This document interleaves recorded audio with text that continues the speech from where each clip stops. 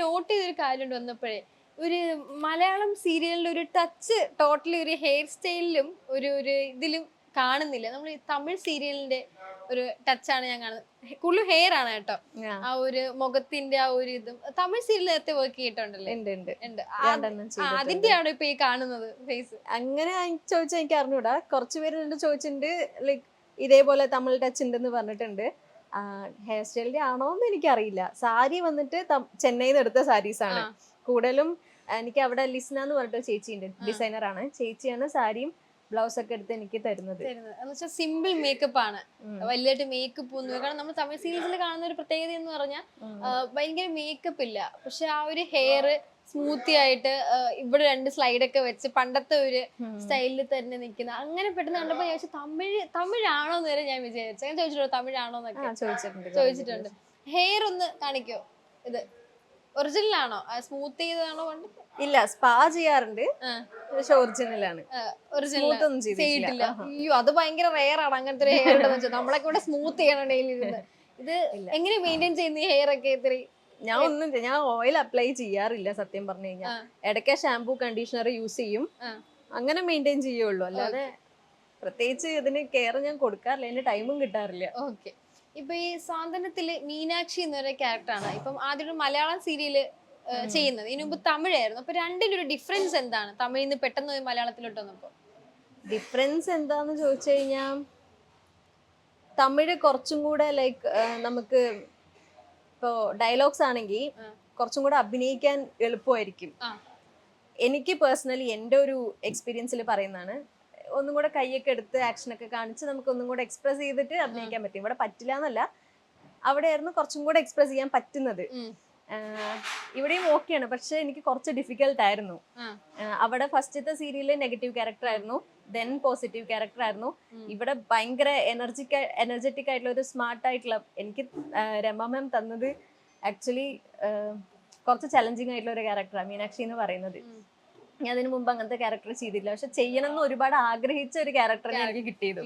അതുകൊണ്ട് ഇഷ്ടത്തോടെ നമ്മൾ വർക്ക് ചെയ്യുമ്പോൾ നമുക്ക് ഓട്ടോമാറ്റിക്കലി അതിലോട്ട് വരാൻ പറ്റും. അതൊരു 3 മാസത്തിൽ തന്നെ അതിന്റെ റിസൾട്ട്സും എനിക്ക് കിട്ടിയിട്ടുണ്ടായിരുന്നു. അപ്പം ഈ കരിയറിലോട്ട് എപ്പോഴാ സ്റ്റാർട്ട് ചെയ്ത്? എങ്ങനെയാ വന്നത് ഇതിലോട്ട്? വന്നത് ലോക്ക്ഡൌൺ ടൈമിലായിരുന്നു.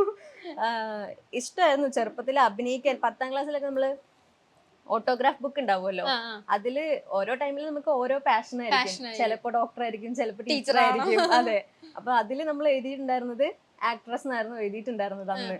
അപ്പൊ കൂട്ടുകാരൊക്കെ കളിയാക്കും, പിന്നെ അതൊക്കെ അവർ കളിയാക്കും. നമ്മളും ആ രീതിയിൽ എടുത്തു. പിന്നീട് നമ്മൾ അറിയുന്നില്ലല്ലോ, നമ്മൾ അറിയാതെ തന്നെ ഇതിലോട്ട് വന്ന് എത്തും എന്നുള്ളത്. ഇടയ്ക്ക് എപ്പോഴേക്കോ മറ്റേ ടിക്ടോക്ക് ഒക്കെ ചെയ്യാൻ തുടങ്ങി, റീൽസ് ചെയ്യാൻ തുടങ്ങി, മോഡലിംഗിലേക്ക് ചെയ്യാൻ തുടങ്ങി. ബട്ട് അത്ര ആക്റ്റീവ് ഒന്നും ആയിരുന്നില്ല. ടിക്ടോക്ക് ചെയ്യും, പണ്ട് ചെയ്യുമായിരുന്നു. ഒന്ന് തുടങ്ങിയപ്പോഴേക്കും അവർ കൊണ്ട് അത് ബാൻ ചെയ്തു. അത് കഴിഞ്ഞ് പിന്നെ റീൽസ് ചെയ്യാൻ തുടങ്ങിയത്, ഫോട്ടോസ് ഒക്കെ എടുക്കാൻ തുടങ്ങി.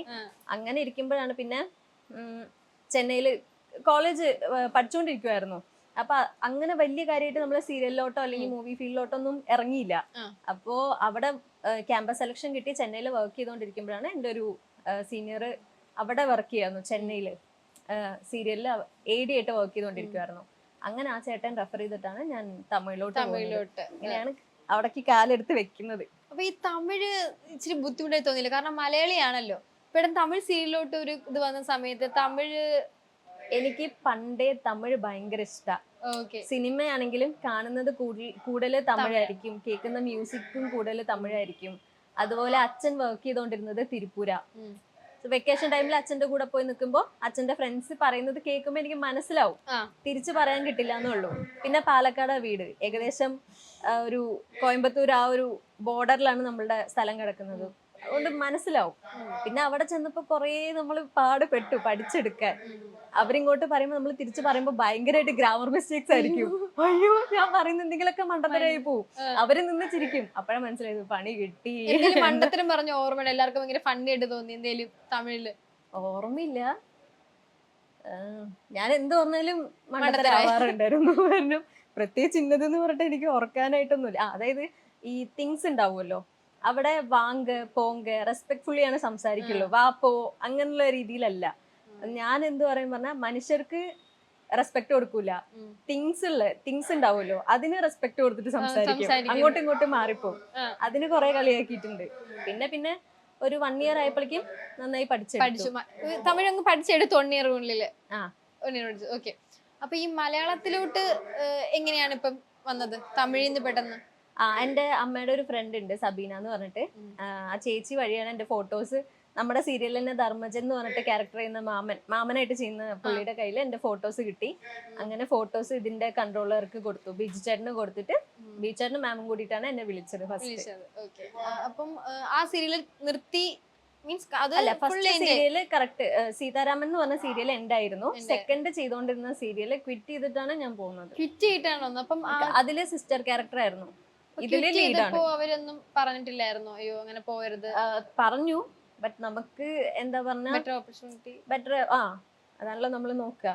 പിന്നെ അതിലത്തെ ഡേറ്റും ഇതും കൂടെ ക്ലാഷ് ആവുമായിരുന്നു. സോ ഞാൻ ഏതാണ് നല്ലത് നോക്കിയിട്ട് ചൂസ് ചെയ്തു. അവിടെ ഡേറ്റ്സ് കമ്മിയായിരുന്നു. അപ്പോ എത്ര നാളായിട്ട് ഈ ഒരു ഫീൽഡിലുണ്ട്? ഞാനൊരു 2 years ആയി കാണും. 2 year ആയിട്ടാണ്. ഓക്കെ.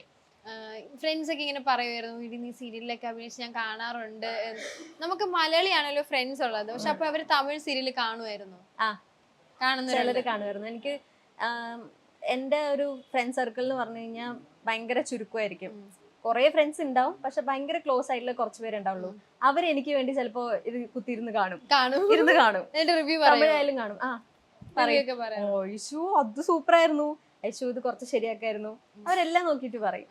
അങ്ങനെയൊക്കെ പറയണം. ഗേൾസ് മാത്രല്ല ബോയ്സും പറയും.